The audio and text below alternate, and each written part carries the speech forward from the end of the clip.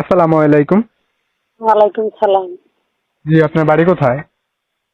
আমার বাড়ি সিলেট শেরপুরে। আপনার নাম কি? আমার নাম পূর্ণি। তা আগে পরে প্রতিবেদন করা হয়েছিল?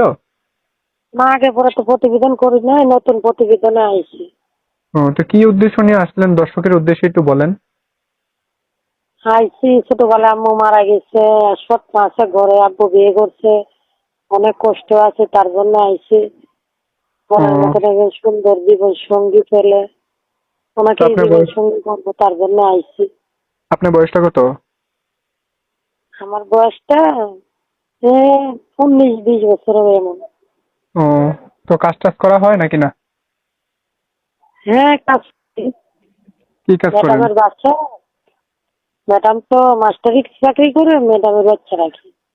ও, তো যদি কোনো দর্শক দেশ বিদেশ থেকে আপনার সাথে যোগাযোগ করতে চায়, যোগাযোগ করতে পারবে? মোবাইল নাম্বার আছে আপনার? হ্যাঁ, মোবাইল নাম্বার আছে। আচ্ছা, ঠিক যোগাযোগ আছে। করতে পারবো, কথা বলতে পারবো। এই যে যে ফটোটা দেওয়া হয়েছে, এটা কি আপনার?